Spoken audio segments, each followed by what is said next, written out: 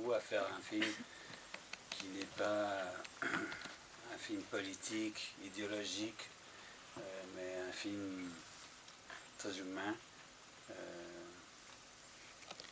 et universel. Tous les films que j'ai vus sur cette période, la guerre d'Algérie, ses racines, les conséquences, ils sont tous, à mon avis, idéologiques. Ils prennent une position idéologique. Mais ce n'est pas le cas avec l'un des hommes, mais c'est certainement pas le cas avec Albert Camus.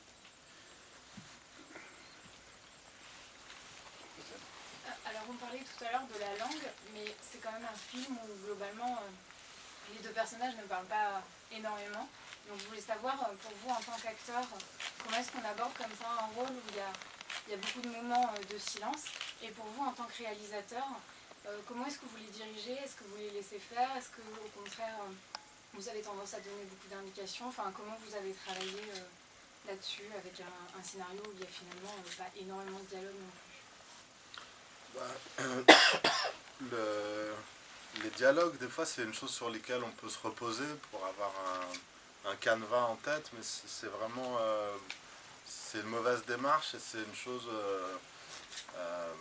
dangereuse, en fait, de se dire que si on a appris notre texte et qu'on a beaucoup de choses à dire, ça va bien se passer. Ça peut bien se passer, enfin, ça peut être confortable, mais c'est pas ce qu'on cherche. Et du coup, moins il y a de mots, plus chaque mot est important. Et dans ce film, l'acte de prendre la parole ou de la laisser est très important. Du coup, tous les gestes qui précèdent les mots ou les regards et qui les suivent sont peut-être même plus forts que des mots. Et c'est du coup les parcours sont faits beaucoup plus de regards, presque comme une chorégraphie de gestes aussi, de choses. Je pense par exemple au moment au début où Viggo me propose du pain, par exemple. Il y a ce moment où il me tend le pain et je regarde le pain et je commence à saliver en voyant cette baguette, cette galette, parce que j'ai pas mangé depuis longtemps. Et le personnage de Daru, il voit que cet homme salive devant le pain. Ça raconte beaucoup plus que pourquoi tu manges, parce que j'ai faim. Enfin, inutile un dialogue. Moi, je suis preneur en fait. Et ça a souvent été le cas.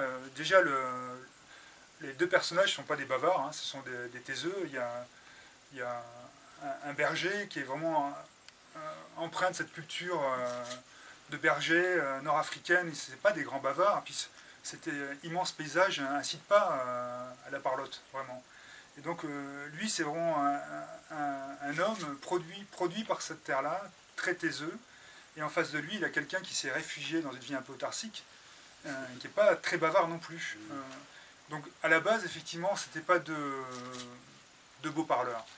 Et en plus, je pense que tous les trois, dans notre travail, dès qu'on pouvait remplacer un dialogue par un regard, un geste, une attention, on était preneur de ça. Donc déjà, c'était pas très dialogué.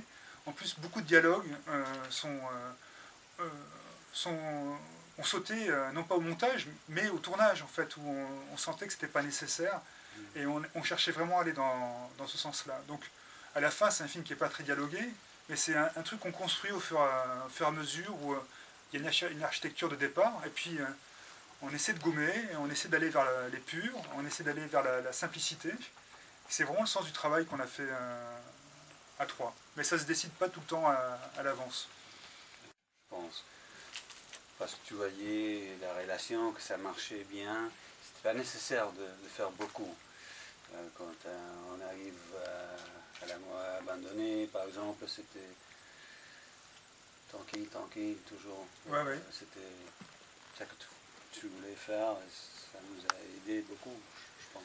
Mais il y a un exemple, il y a un exemple qui m'a beaucoup touché, que c'est pas moi qui l'ai demandé, c'est un moment à la fin du film, le personnage qui veut par Reda dit « Est-ce que je peux t'appeler Daru ?» Dans le scénario, Daru répondait mais oui, bien sûr. Et là, dans la scène que vous avez vue, il n'arrive pas à répondre, ça lui semble tellement évident, et il fait une sorte de sourire complice. c'est absolument pas moi qui ai demandé. C'est Vigo qui a joué comme ça. Et moi, j'étais le premier avis. Voilà, paf, un dialogue qui saute. Mais ça, c'est un exemple qui s'est répété des dizaines de fois tout au long du film.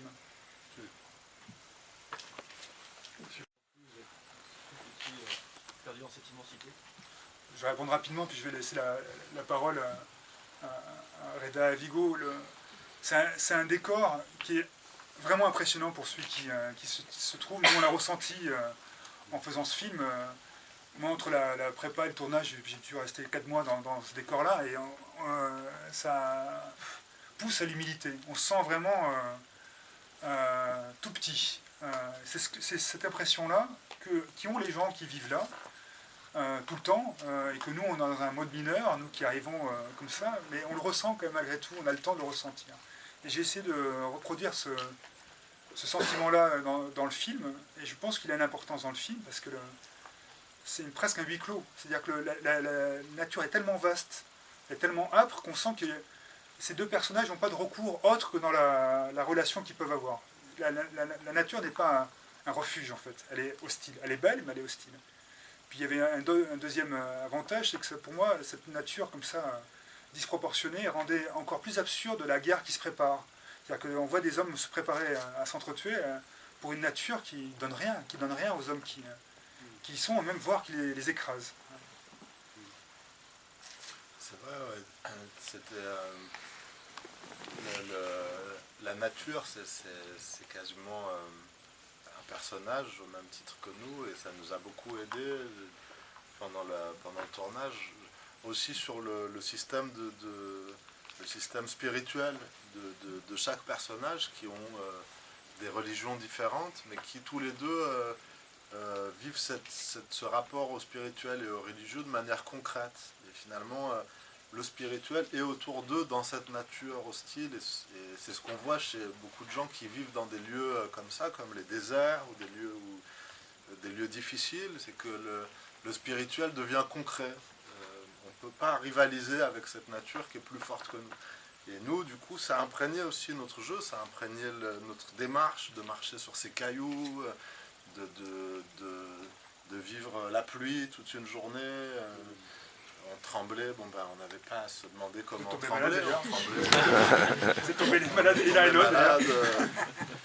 On avait la tempête de sable. Je me souviens, une fois, j'ai ouvert les yeux pour essayer d'exprimer quelque chose. J'ai eu plein de grains de sable.